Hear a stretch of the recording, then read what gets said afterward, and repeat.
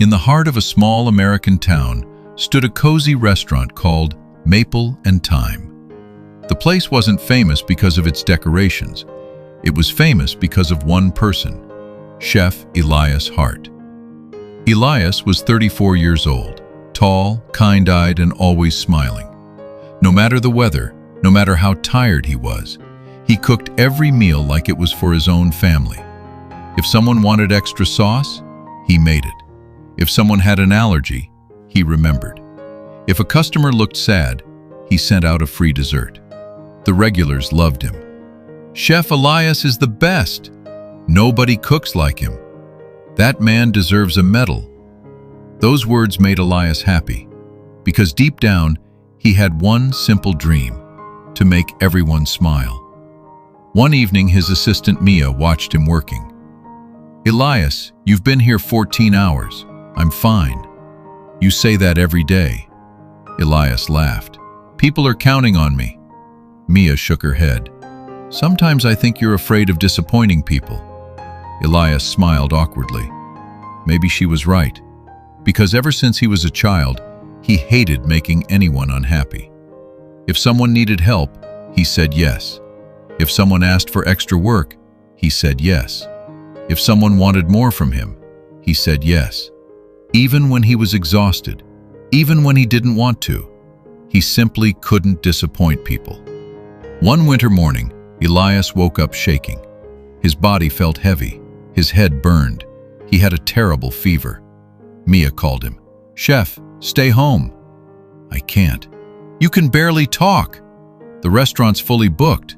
"Elias, I'll be okay." He hung up. An hour later, he was standing in the kitchen, sweating, dizzy, barely able to stand. Yet he still smiled, because people were counting on him. The restaurant was packed. Orders came flying in: steak, pasta, soup, salmon. The kitchen became a blur. Elias's vision started spinning. He grabbed spices, added salt, added pepper, then forgot how much he'd already added. His hands trembled. He couldn't think clearly, but he kept going. Finally, only 2 dishes remained: a creamy mushroom pasta and a grilled chicken plate. He carefully prepared them, or at least, he thought he did. 10 minutes later, a customer shouted, "What is this?" The restaurant became quiet. "This pasta is way too salty." Another customer raised his hand. "And this chicken tastes terrible." A woman frowned. "Honestly, chef, it would have been better if you hadn't made it at all." Someone else said, "What's wrong with him today?" Another person laughed. "Maybe he forgot how to cook." Each word felt like a knife. These were the same people who praised him every day, the same people who called him amazing. Now they looked at him like he had failed them. Elias stood there, silent, dizzy, heartbroken. For the first time in years, Elias didn't hear compliments. He only heard criticism. And one thought echoed inside his mind. Was one mistake enough to erase everything?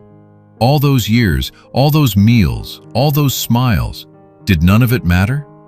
He quietly removed his apron, walked outside, and sat on a bench in the snow. Tears filled Elias's eyes, because he realized something painful. He wasn't angry at the customers. He was angry at himself. He had spent his whole life teaching people that he would always give more, always say yes, always sacrifice himself. And now, they expected it. Not because they were evil, but because that's what he had trained them to expect. The next morning, Elias returned to the restaurant, but this time, something had changed. He hired another chef. He took days off. He stopped saying yes to everything. He rested when he was sick.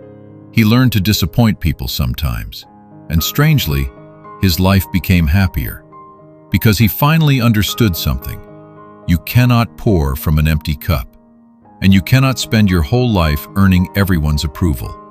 Because no matter how much you do, someone will still complain. Someone will still misunderstand you. Someone will still find a reason to criticize you. So here's the question. If you give up your dreams, your peace, and even your health, just to keep everyone happy, will they stop criticizing you? Probably not. Because the world has never agreed on anyone. Not even the kindest people. Not even the greatest people. So don't spend your life chasing universal approval. Be kind, be generous, but don't destroy yourself trying to satisfy everyone. Because the people who truly love you will forgive your mistakes, and the people who don't would never have been satisfied anyway. Sometimes the bravest thing you can do is disappoint the world and finally be honest with yourself. If you like this story, don't forget to like, share, and subscribe for more meaningful stories.